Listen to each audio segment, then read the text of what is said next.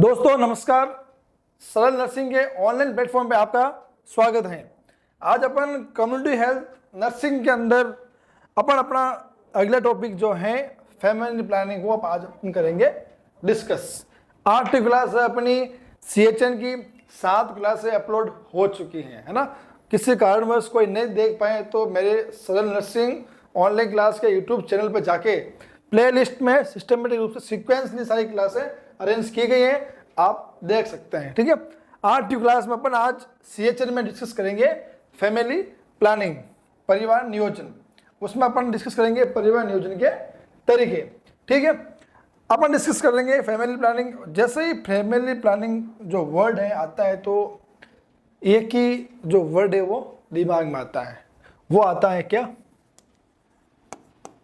Eligible couple. Family planning किसको लेकर करेंगे आप, है ना? कपल को लेके करेंगे। फैमिली प्लानिंग मीन्स परिवार नियोजन। परिवार नियोजन किस प्रकार करेंगे, किन पर करेंगे, वो आप कपल के ऊपर ही करेंगे। और वो एलिजिबल कपल कौन कौन से हो सकते हैं? ठीक है, तो it means currently married couple जिसका 21 वर्ष की उम्र, मेल जो है, मेल जो 21 वर्ष और फीमेल जो है 18 वर्ष होने के बाद क्या, ये सरकार द्वारा इनकी मिनिमम एज डिसाइड की गई है मैरिड करने की। ठीक है, तो एलिजिबल कपल वही है जो हाल ही में करंटली मैरिड हुए हैं, तो वो एलिजिबल हैं। किसके लिए एलिजिबल है? अब फैमिली प्लानिंग के लिए एलिजिबल है। फैमिली प्लानिंग एलिजिबल जैसे बच्चे को जन्म देने के लिए एलिजिबल है।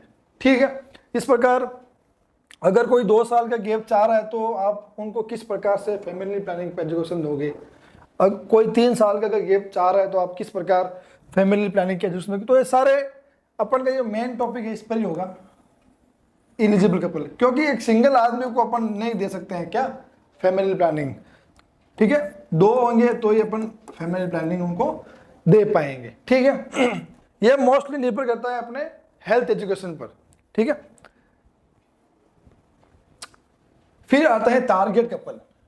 पहला था क्या अपना एलिजिबल कपल और अगला है टारगेट कपल। ठीक है, target couple, target couple family planning में क्यों आया, या उससे आप क्या बोलोगे?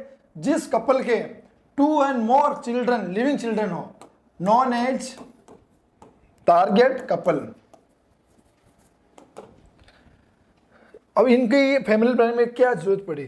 ठीक है, कि जो टारगेट कपल हैं जिनके 2 या 2 से अधिक बच्चे हैं, उनको क्या करना, आपको परिवार नियोजन के बारे में बताना है, फैमिली प्लानिंग के बारे में बताना है, उनको हेल्थ एजुकेशन देना है, उसको एड्रेस देना है। बच्चे 2 ही अच्छे। ठीक है, और उनको बताना है कि कौन कौन से मेथड है जिससे आप नेक्स्ट बच्चा आप नहीं कर सकते हैं, या कौन कौन से कॉन्ट्रासेप्टिव मेथड है जिससे आप बच्चा रोक सकते हैं। ठीक है, couple protection. Couple protection rate, it means the percentage of eligible couple protects against child birth bye family planning. ये वो रेट है, इट मीन्स, इसका मीन्स होता है जो एलिजिबल कपल हैं उनको फैमिली प्लानिंग के बारे में समझाना। किसके अगेंस्ट में? उनके चाइल्ड बर्थ के अगेंस्ट में। कि आपने वह कपल जिनके 2 बच्चे हो गए हैं, जो एलिजिबल हैं, उनके 2 बच्चे हो गए हैं, और उनको आपने किस प्रकार फैमिली प्लानिंग की एजुकेशन दी जिससे कि उनके आगे बच्चे नहीं हो, और किस प्रकार वो कॉन्ट्रासेप्टिव मेथड का यूज करके अपने आगे वाले बच्चे को नहीं आने दें। ठीक है, बच्चे 2 ही अच्छे, ये टारगेट रखना है अपने को। ठीक है, नेशनल पॉपुलेशन पॉलिसी। अब नेशनल पॉपुलेशन पॉलिसी क्या कहती है? ठीक है, ये तो बहुत बड़ी पॉपुलेशन पॉलिसी है, इसमें सरकार के बहुत सारे नियम कायदे कानून हैं, लेकिन अपने जो यहाँ पढ़ने योग्य हैं वो चीज़ है। First national population policy in 1 अप्रैल 1976। जो फर्स्ट नेशनल पॉपुलेशन पॉलिसी है वो 1 अप्रैल 1976 के अंदर बनाई गई हैं, लेकिन सन 2000 के अंदर इस पॉलिसी को थोड़ा चेंज किया गया और फिर लागू किया गया 2000 के अंदर, जिसमें क्या डिसाइड किया गया, गर्ल्स की जो मिनिमम एज है शादी करने की वो क्या है 18 साल। उससे पहले क्या एज थी 15 से लगा के 45, जो कि क्या है अपनी रिप्रोडक्टिव एज है। लेकिन गवर्नमेंट ने इसको पॉलिसी के तहत लड़की की उम्र जो है शादी की वो क्या डिसाइड की 18 वर्ष। ठीक है। National population policy, first population policy 1 अप्रैल 1976 और 2000 के अंदर इस पॉलिसी के तहत सन 2000 के अंदर गर्ल्स की जो विवाह की उम्र है वो मिनिमम 18 वर्ष की आयु तय की गई है। ठीक है। अब अपन बात करते हैं अपना फेमिनिन प्लानिंग का मेन टॉपिक, कॉन्ट्रासेप्टिव मेथड। ठीक है। ये क्या होते हैं, बर्थ कंट्रोल, जैसा कि अपन डिस्कस कर चुके हैं, जन्म को कंट्रोल करते हैं कि कब बच्चे को पैदा करना है और कब नहीं करना है। ठीक है। Also known as contraceptive and fertility control. Same, ऐसा क्या मेथड अपनाए कि फर्टिलिटी हो ही नहीं, स्पर्म और ओवम का फ्यूजन हो ही नहीं, तो वो सारे मेथड क्या आएंगे, कॉन्ट्रासेप्टिव मेथड। ठीक है। अब अपन डिस्कस करते हैं कॉन्ट्रासेप्टिव मेथड के बारे में। इनको अपन ने 2 भागों में बांटा है। ठीक है। पहला जो मेथड है उसका नाम है स्पेसिंग मेथड, दूसरा नाम है टर्मिनल मेथड। ठीक है। स्पेसिंग मेथड को कहते हैं अपन, दूसरा नाम है टेम्पररी मेथड और टर्मिनल मेथड को कहते हैं परमानेंट मेथड।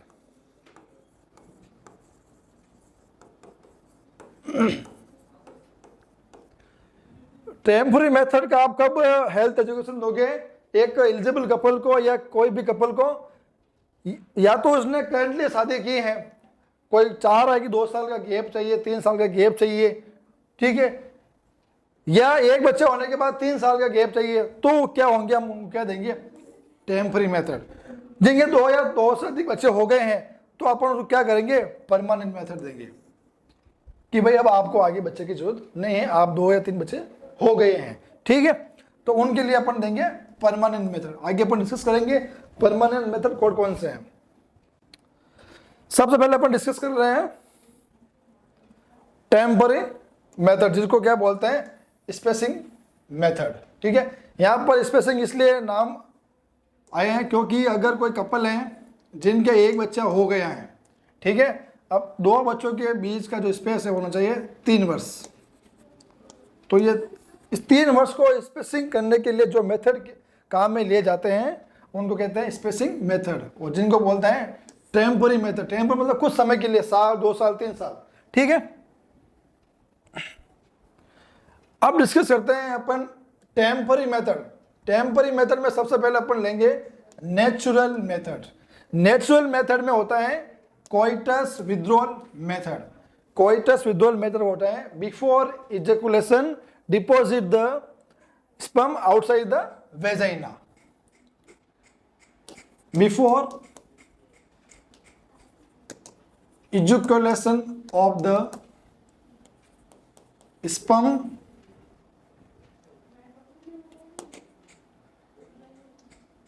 outside the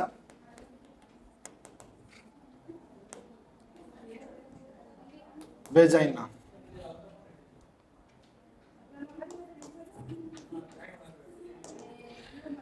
इस कोइटस मेथड का मतलब यही होता है कि इजैकुलेशन होने से पहले, किसका, स्पर्म का इजैकुलेशन होने से पहले इमीडिएट उस स्पर्म को वेजाइना के आउटसाइड डिपॉजिट कर देना, जिससे कि क्या हो, प्रेगनेंसी कंसीव नहीं हो। ठीक है। Lactation amenorrhoea method. लैक्टेशन यानी जो महिलाएं दूध पिला रही हैं, जो बच्चों को दूध पिला रही हैं जन्म के बाद, तो 3 से 6 माह तक क्या होता है, मेंस्ट्रुअल साइकिल एब्सेंट होता है। तो उसमें ये सेफ पीरियड है इंटरकोस्टल रिलेशनशिप का विदाउट एनी कॉन्ट्रासेप्टिव मेथड। एक माह है जो बच्चे को दूध पिला रहे हैं तो उस जन्म के 3 से लगाकर 6 मंथ तक का जो सेफ पीरियड होता है, अगर वो इंटरकोस्टल रिलेशनशिप बना रहे हैं तो उनको किसी प्रकार की कॉन्ट्रासेप्टिव मेथड की जरूरत नहीं पड़ेगी, क्योंकि उस समय क्या होता है, एमनोरिया होता है, मेंस्ट्रुअल साइकिल क्या होता है, एब्सेंट होता है। ठीक है, समझने लायक बात है, ज़्यादा इसमें कुछ याद रखना है नहीं है।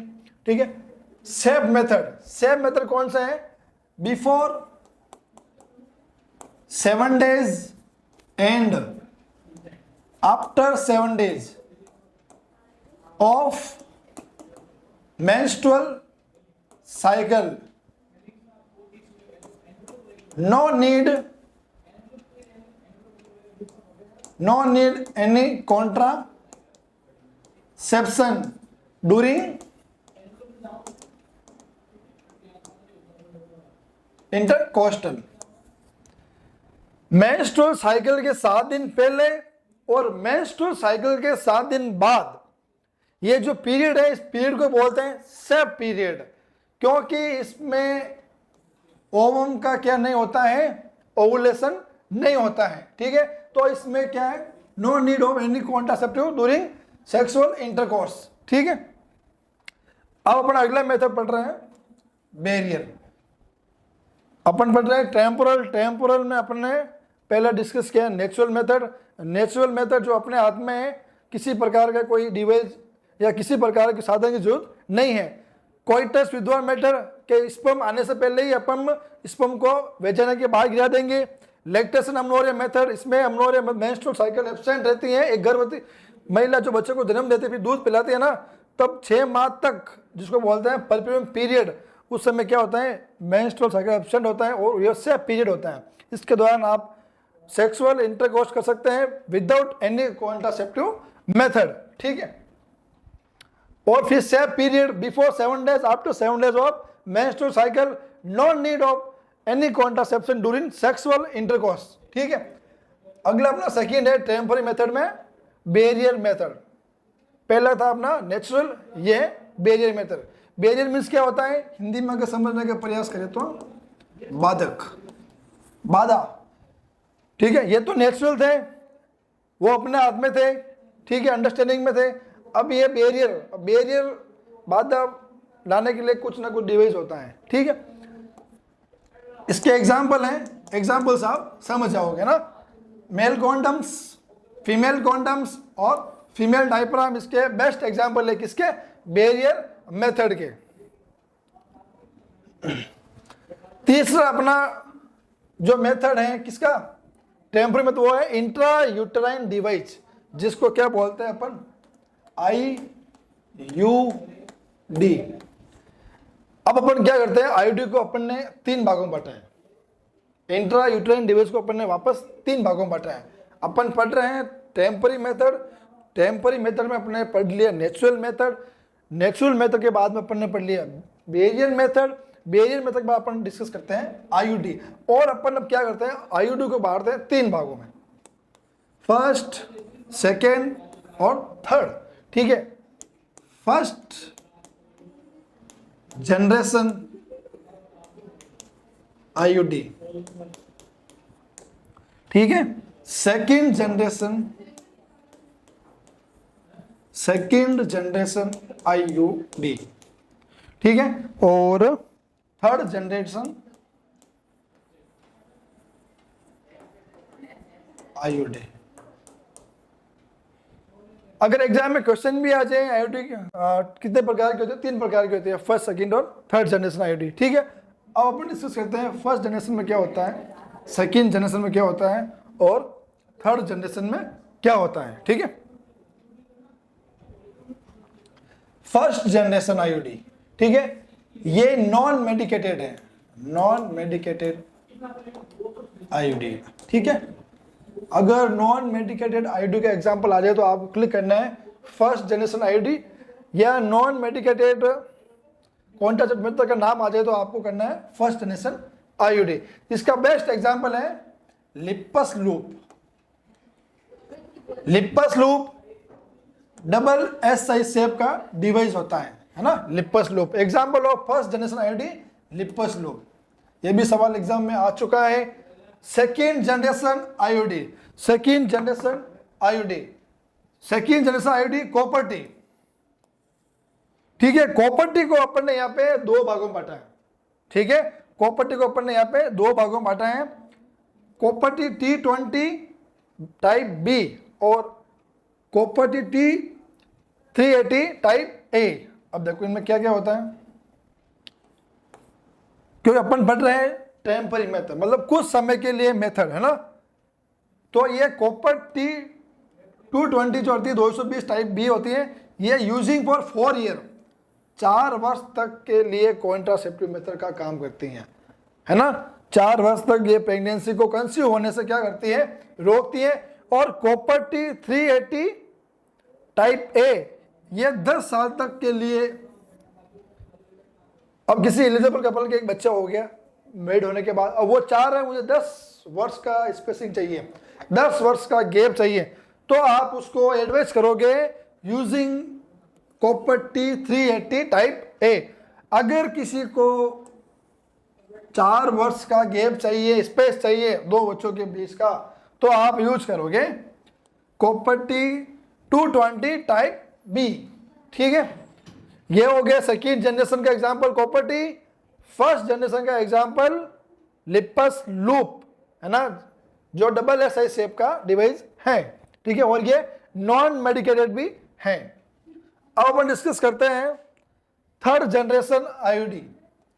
Third generation IUD hormonal IUD, where device जिसको हार्मोनल सिक्रेट या एजुकेट करते हैं, जिसकी वजह से क्या होता है, कॉन्ट्रासेप्टिव होता है। ठीक है, वह दो होते हैं, प्रोजेस्टेट और LNG-20 जिसको बोलते हैं माइनेरा, है ना।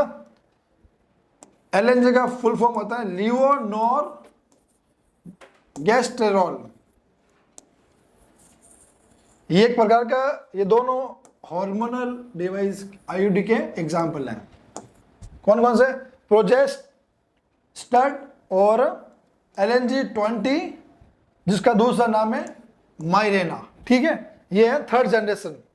तो फर्स्ट जनरेशन में क्या हो रहा है, नॉन मेडिकेटेड है, इसका एग्जांपल है लिपस लूप डिवाइस है जो डबल एस शेप का डिवाइस होता है। फिर सेकेंड जनरेशन का एग्जांपल है क्या, कॉपर टी। कॉपर टी के वापस दो भाग हैं, copper T T20 type B, copper T380 type A. अब इसमें अगर 10 साल का गैप चाहिए तो अपन ये यूज करेंगे कॉपर T380, और अगर 4 साल का गैप चाहिए तो अपन यूज करेंगे कॉपर T20 टाइप बी। तो अपन ने थर्ड जनरेशन भी पढ़ लिया।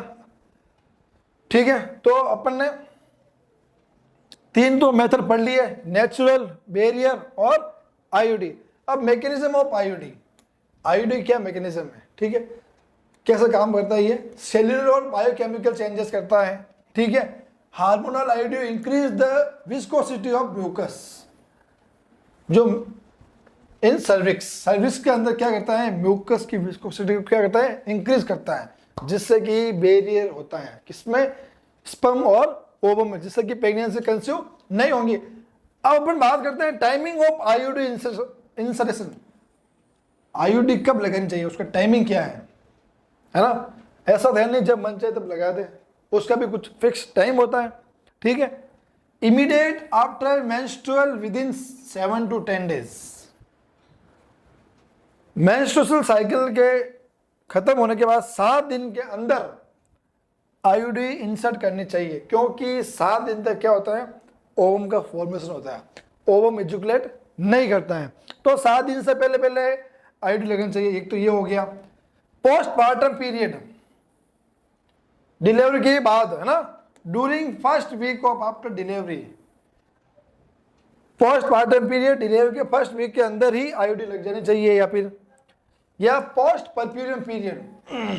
ठीक है, और जो होता है 6 to 8 वीक आफ्टर डिलीवरी। तो ये आईयूडी लगाने का सही टाइमिंग है। ठीक है, मेंस्ट्रुअल साइकिल के खत्म होने के 7 दिन के अंदर, या डिलीवरी होने के 7 दिन के भीतर, या 1 सप्ताह के भीतर, या पोस्ट परप्यूरियम पीरियड, है ना, परप्यूरियम पीरियड खत्म होने के बाद। ठीक है, अब अपन डिस्कस करते हैं कॉन्ट्रा इंडिकेशन ऑफ आईयूडी।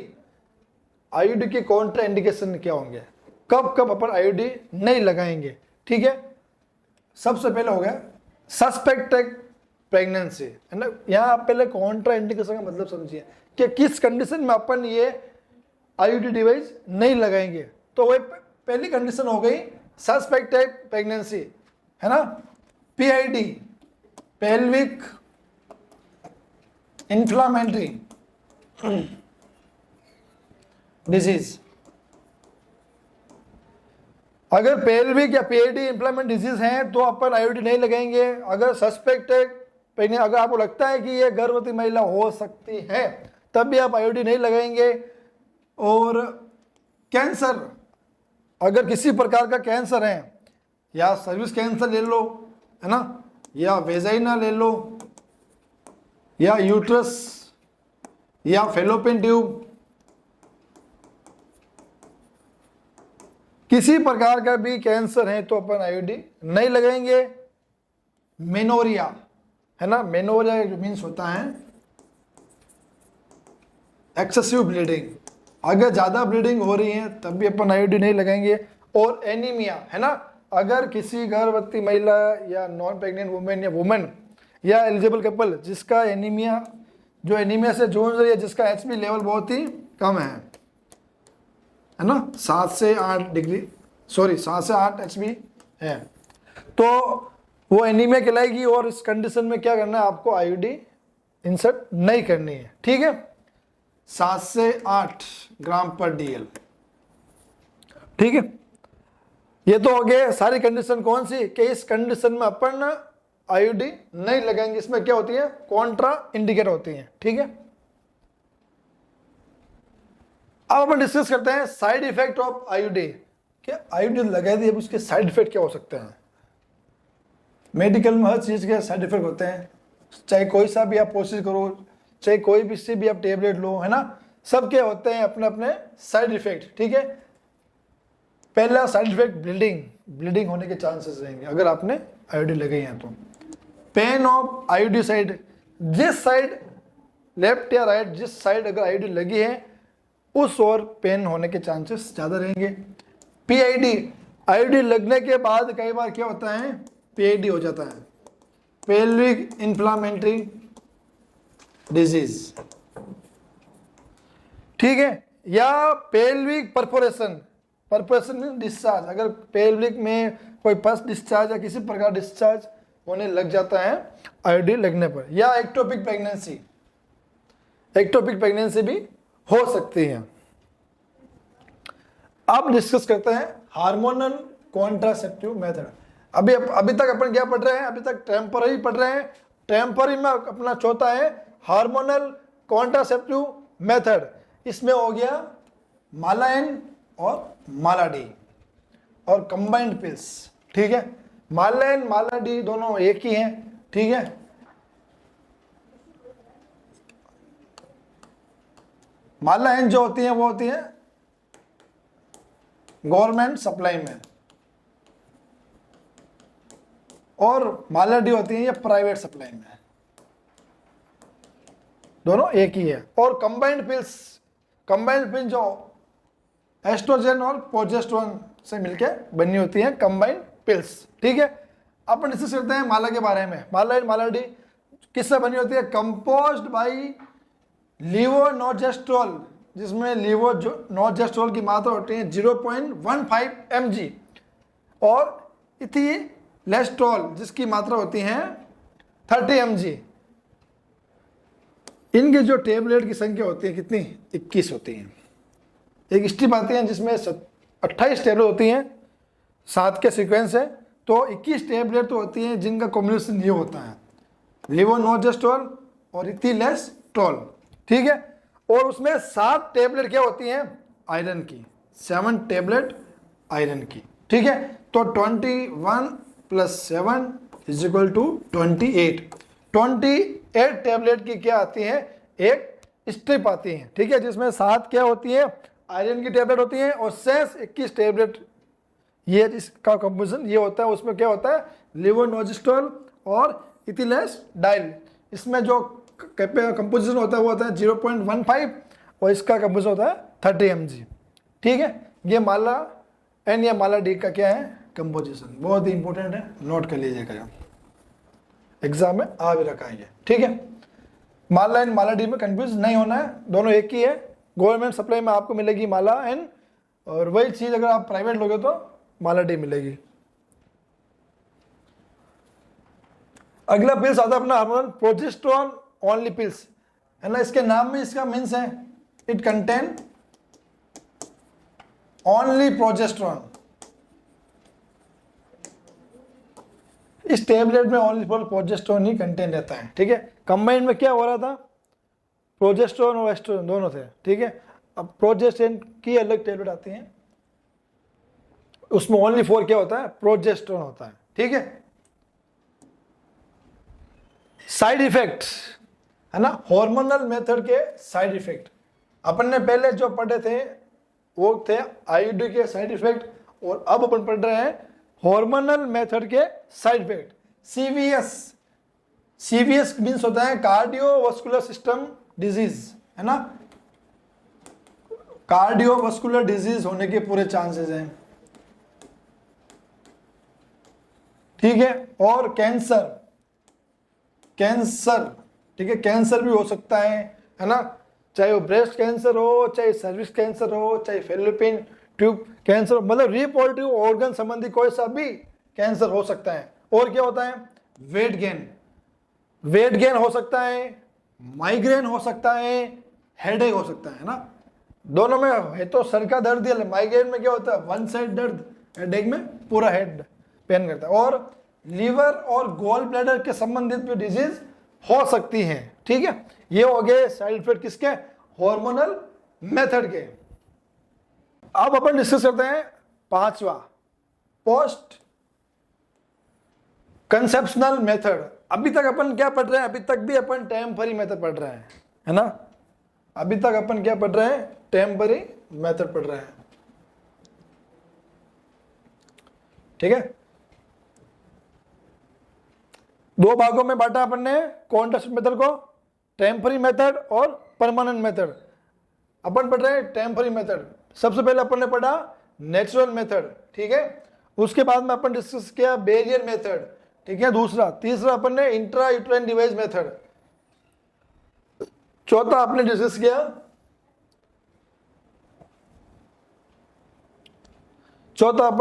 किया है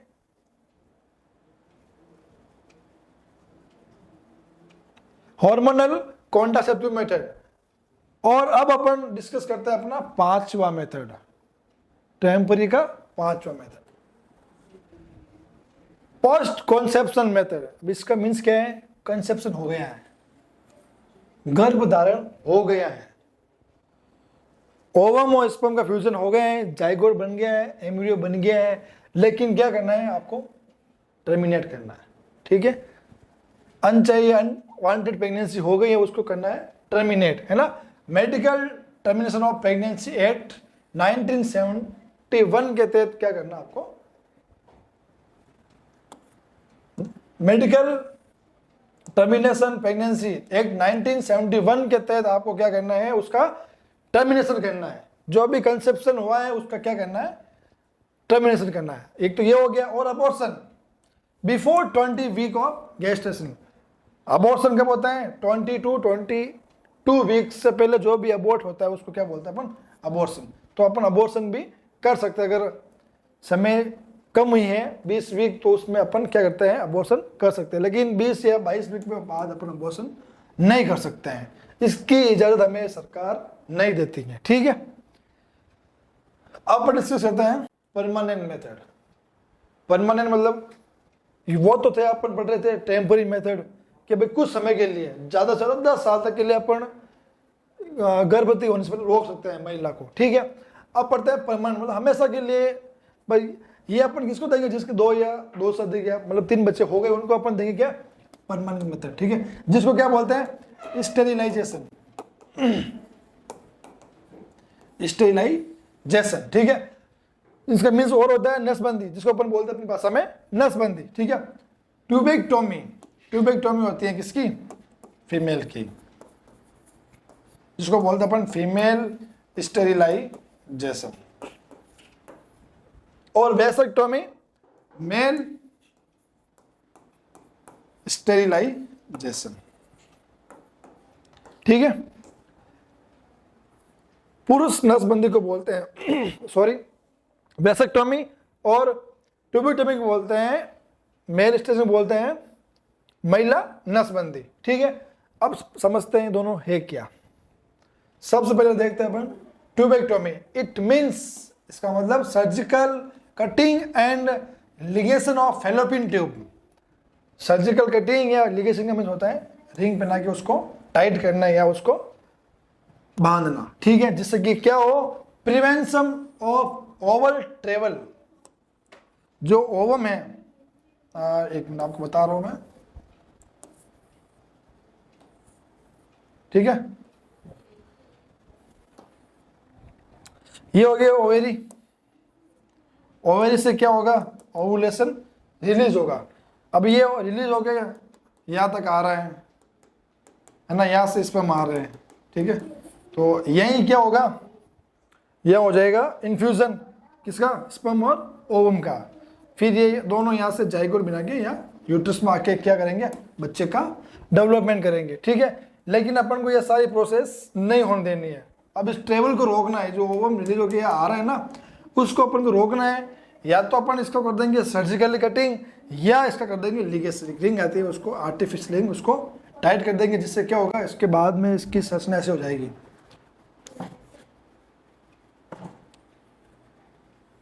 इस प्रकार ये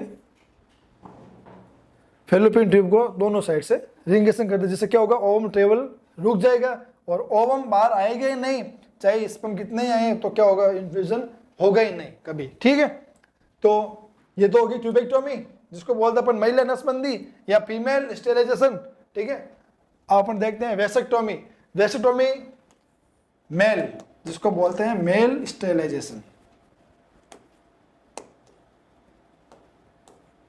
मेल स्टेरिलाइजेशन। ठीक है, it means surgically cutting ligation of the vas duct deferens duct. एक डक्ट होती है जिसका नाम है वास्ट डक्ट फेरेंस डक्ट, है ना, उसको क्या करना है, कटिंग करना है या टाइट करना है। इन फीमेल के अंदर for prevention of sperm ejaculation, है ना, स्पर्म को आने से रोकती हैं। कौन, वेसेक्टोमी कर देंगे। इस डक्ट के द्वारा क्या होता है, स्पर्म बाहर आता है, और इस डक्ट को अपन क्या कर देंगे, कटिंग कर देंगे या लिंगेशन कर देंगे, तो क्या होगा, स्पर्म बाहर आएगा ही नहीं, और इससे क्या होगा, इजेकुलेट या सॉरी ओवम और स्पर्म का क्या होगा, फ्यूजन होगा ही नहीं और कंसेप्शन होगा ही नहीं।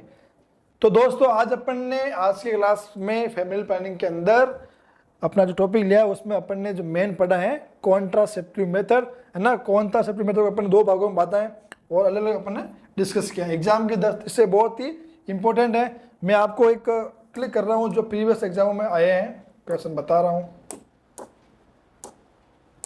प्रीवियस नॉर्सेट एनएचएम सीएचओ के एग्जाम में जो क्वेश्चन आ रखे हैं वो मैं आपको एक बार रिवाइज करा रहा हूँ, है ना।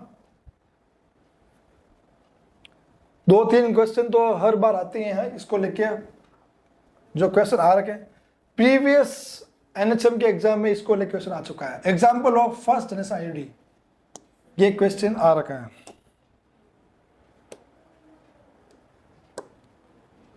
सर ये रेट दिख रहा है ना, ठीक है। तो ये क्वेश्चन आ रखा है, कहाँ आ रखा है, लिपस लूप। सीएचओ के एग्जाम में ये लिपस लूप का एग्जाम्पल को लेकर क्वेश्चन आ रखा है। एक क्वेश्चन ये आ रखा है सीएचओ 2023 के अंदर कॉपर टी को लेकर क्वेश्चन आ रखे हैं, है ना। कंडीशन दे रखी है, किसी जो महिला है उसको स्पेसिंग गैप चाहिए बच्चों में कितने का, 4 वर्ष का। तो कौन सी कॉपर टी अपन यूज करेंगे, तो copper T T20 type B, ठीक है। ये भी सवाल आ रखा है, इंपॉर्टेंट है, ठीक है। और क्या सवाल आ रखे हैं, मैं आज ये आपके लिए देख के लेके आया हूं। टाइमिंग को लेके सवाल आ रखा है, इसको लेके कौन सा टाइमिंग सही है ना। तो 3 टाइमिंग दे देंगे, रॉन्ग और 1 देंगे सही। तो उसमें ये वाला टाइमिंग करेक्ट था, है ना। ऑप्शन में आ जाएगा इमीडिएट बिफोर या आफ्टर या डेज बता देंगे तो ये करेक्ट है ना। Immediate after menstruation with in 7 to 10 days, ठीक है। एक ये सवाल आ रखा है।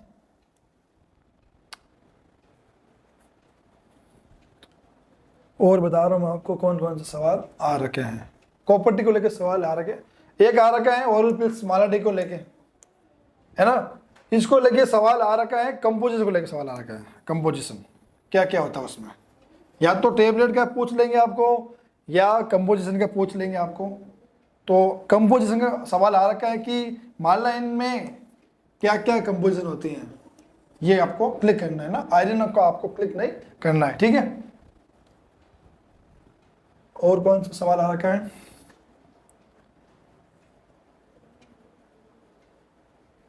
एमटीपी एक आप सब जानते ही हैं, ठीक है, 1971, ठीक है।